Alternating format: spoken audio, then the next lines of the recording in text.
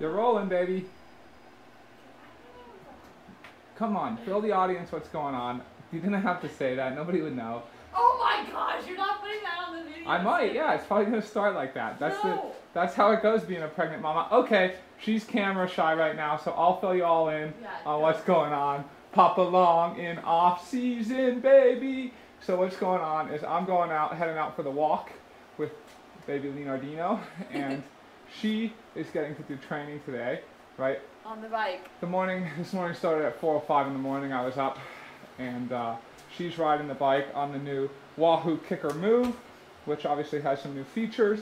Is that this thing slides way forward, so she's hopping on that and getting to ride while I take the baby for a walk, and then hoping he doesn't cry. And I'm going to give you guys a little race update from where was I? I was just in Lobster Cake Central, Lobster Sandwich. Oh, not lobster. Sorry, lobster's a little nicer than crab. I was in Crab Cake Sandwich Central, which is also known as Ironman Maryland. Okay, bye. Love you too. So we'll just keep you guys updated. As you can see, I am like loving life to the absolute maximum.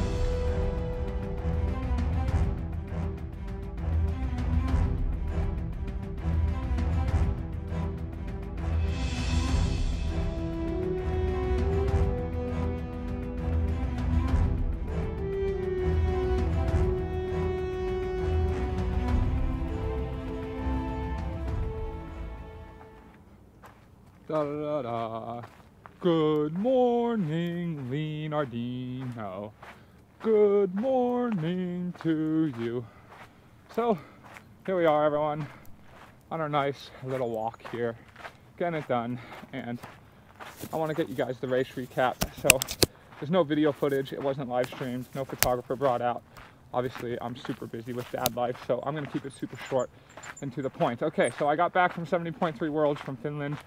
Was sick that whole week, got back, kind of tried to get recentered, remotivated, took a few days, and then figured I saw a good opportunity. I saw there were 2 spots available at Ironman Maryland. I was like, I'm in good shape despite the sickness and all the travel. I was in quite good shape, but definitely not Ironman shape. I had 3 weeks by the time I traveled and got back and recovered from the travel and the sickness. I had like 2 weeks and 3 days, so I had 15 days. So I came up with a program. I came up with a 9-day block, and then a 6-day taper, and that's what I executed. I got some good consistency in, and as opposed to the past, where I maybe would have done like really epic days and then kind of fallen off, I focused on just being consistent. So say like, you know, in 2022, right, I would have done like, I did a 208-mile ride one day to prepare for Ironman Arizona, in which case then my back went out. In this instance, I decided to like separate the days. So my longest ride was 132 miles, but I was rolling that day, so it was only actually 6 hours. But then the following day I ran, and the following day rode another 3 hours. So it was just super consistent. I started to feel like I was in a decent groove. Of course, I wasn't training quite as much. It just wasn't possible to train quite as much as like I would come home. I was waking up at 4 a.m. every day so that I could get things done in the dark hours. I'd be done about 11 or 12 or 1 at the latest every day, and then I'd spend time with the family. The little guy, he absolutely loves stair reps. As you can see, he loves walking. So I'd be doing like 30 minutes of stair reps every afternoon, which I didn't record in Training Peaks, but I do think it was something. Anyways, finally head out to the race, get out there, feeling like I could do well, and then race morning comes around. We find out the swim's canceled. I guess it was canceled apparently because the water was unsafe or too rough or something. Which I think this race, just like they're used to very calm water, and there's a lot of first-time age groupers, and so they kind of expect it to be calm water, right? It's always about what you expect versus what you get, both in triathlon swims and in life. And so they shortened it. Now everyone at this moment is probably thinking like, wow, Sam, you were probably elated that the swim was shortened. Actually, it was the exact opposite. One, because I wanted to be there and get like data from the full swim and the full day, right? Because it extends the duration. But 2, like, I've been working hard on my swim all year. I feel like it's, you know, maybe I'm against the top swimmers in the world and the top guys. It's a liability compared to the relative strengths and weaknesses. But in domestic races, my swim is not actually a liability. I actually think it's a strength as I swim slower than the front often, but I found a way to swim conserving a lot of energy. And so anyways, the day goes off, the gun goes off, have a good 12-minute and 15-second swim for whatever that's worth. Got on the bike and I felt really good. And actually all throughout the day I felt just really good. Fortunately made a little slight wrong turn right at the start, which was potentially somewhat costly as it was only like 20 or 30 seconds, but it allowed some of the key players, well, it allowed Jason Pohl, who ended up beating me at the end of the day, kind of to get on board. But anyways, then we kind of settle in, and I think what makes this day hard is like, I was a marked man. I was the #1 marked man at this race. Like everyone was kind of keying and queuing off me, and that put all the responsibilities of tactics and kind of making the race play out in the way I wanted it to play out. And so I came into this race really wanting to set up a great run, and we found, okay, like 10 miles in, we found, okay, we're like 45 seconds down from the front. So at that point I decided, let's kind of get up to the front and let's see what happens. And I hope to get rid of some of the guys who were with me that I knew wouldn't really do much. And so I did. It was 9 minutes at 370 watts to bridge up to the front there. That was the first match of the day. And that felt fine and all good. But actually everyone came with me. Michael Weiss came, Jason Pohl came, and several others came, which I was a little bit surprised by. But of course, when it's so early in the day and there hasn't been a swim, really most pros can push I mean, if you're drafting, right, it would have been like 350 for 9 minutes. So everyone made the group. We sat in the front. This was when the race got interesting. Michael Weiss quickly went to the front. He came by and he's like, let's attack, let's go to the front. But I'm like, no, that's not going to work. Everyone's going to just go with me right now. But he went to the front, and not a single person even tried to ride with him. So suddenly he's off the front, and now I'm thinking, you know, Sepp Kuss, Vuelta Tactis, GC Kuss. What would a cyclist do in this moment? How do I turn this to my advantage? And so I actually sat in the group. I watched Michael Weiss ride ahead, get lots of time, and I'm like, there we go. I've got the breakaway up ahead. I've got the key rider to get away with. I just got to make sure I get away. So I sat in the group for about 30 minutes. I mean, kind of like, is this going to be too much? Because I'm either letting Michael Weiss get away right now for the win, and I'm then going to have to do a big surge. But if I do it, I figured I'd be in perfect situation. So made my attack. This time, I think as the race had progressed a little more and that first surge, people were a bit more tired. And so this time it was like 360, 365. It took me 18 minutes to catch Michael Weiss.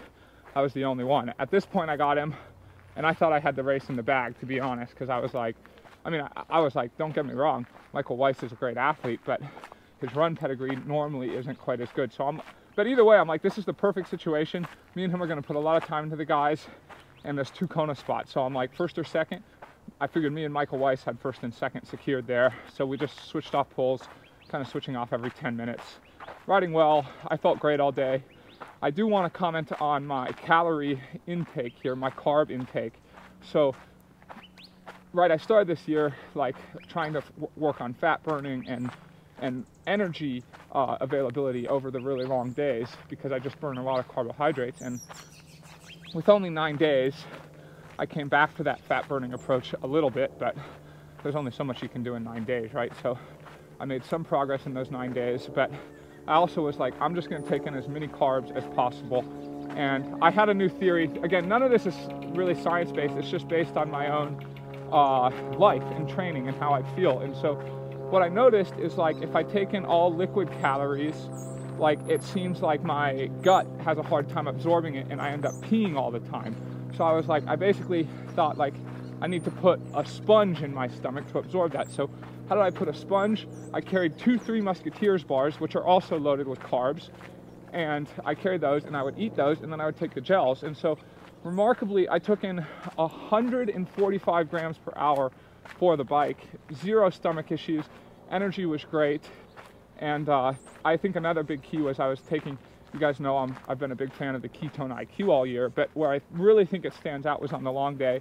I was taking this in like about every hour. Of course, it was just in my bottles. It was mixed in my bottle, so it's a steady output. But I took 6 servings of ketone IQ throughout the day. Anyways, we start the run. this was where I think I started to make a few rookie mistakes. We started the run. I felt so unbelievably good that I was like, okay, I'm ridiculously confident, but maybe I was too confident, you see, because my thought was like, I feel so good. You guys are gonna laugh at me. I'm now laughing at myself because now I think it sounds like absolutely idiotic, but I'm like, I feel so good. I think I can maybe break 2:30, set the world record for the fastest marathon off the bike, take Patrick Longa down there, which in the moment sounded like a good idea, and now that I ran 2:45, I'm like, what a clown act. But again, in the moment, I felt like so good. Of course, again, gotta respect the distance, gotta respect that I only had a 9-day block, gotta respect that Patrick Longa is one of the serious greats out there. But anyway, I started off maybe too strong. Michael I was like, hey, let's just switch off each mile. And he kind of looks at me and he's like, I'm cramping, I'm not gonna be able to run with you. I'm gonna just try and go with you for as long as I can. But this was a smart head game. He was just kind of playing with me, you know, because obviously he ended up beating me. So we ran a lap together, feeling so good. Again, taking in calories, but maybe not enough calories, right? Based off what I told you on the bike, I don't think I was taking enough in on the run. And then second lap, I showed my young inexperience or just past race habits that I shouldn't show. I got excited too early, the crowd cheering me on, and I was like, I gotta get rid of Michael. He's just running on my feet, but we're only at like 9 miles. So I put a surge in to get rid of him. And then with the 3-loop course, I had my run special needs with the ketone IQ again and a bottle of Coke in there and more gels. But with the 3-loop course, I was like, I'm only at a lap and a half. I'm only at 9 miles. It's too early. So I decided not to get it when I passed it that time, which was a huge mistake because then about 4 miles later, I hit the wall. I went instantly from feeling the best I've ever felt in an Ironman, perfect energy, feeling great, no muscle soreness, to suddenly within about 30 seconds, feeling like I wasn't even going to finish the race. And that was a very hard moment. Of course, tried to kind of push through, tried to stop at the aid stations, but I think what I learned here is I just got to stop more. I got to keep those carbs coming in through my Power Bar products, really keep them coming in because, you know, I had to walk. Michael then, of course, passed me. I lost a lot of time. I was kind of inching along there for a while, wondering what would happen, and I got to my special needs bottle, hammered that Coke, had my Power Bar gel, had my ketone IQ shot, and suddenly my race was back on track. I mean, of course I was hurting, but my race was back on track. At that moment, just doing the best I could. Really trying to think, I still got this Kona slot, I still got this Kona slot, but also realizing that me and Jason Pohl were gonna be having an epic battle towards the end because I could see how he was running. And with about 2.5 miles to go, he passed me and I gave everything I could to go with him. I've trained with the guy so much, so I believed in myself. It was an epic battle, man. It was truly epic. He got the better of me, but no regrets for me. I finished, and for me, it was a huge step forward after the Ironmans I've had. I still made like a massive step forward. I feel really proud of what I've done. On a performance basis, like I had a great performance basis.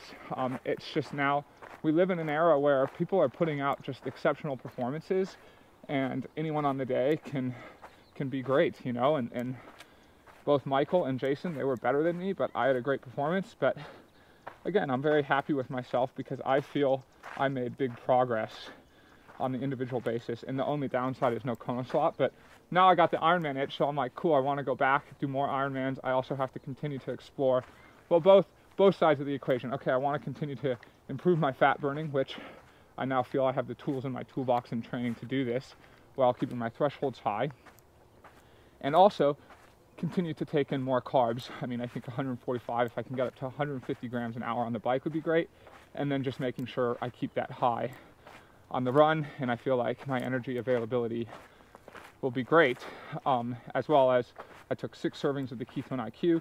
I'd want to bump this up with the swim up to 8 servings throughout the day, so I'd take another on the bike and another on the run, and I think things would be looking pretty golden. So that's the update.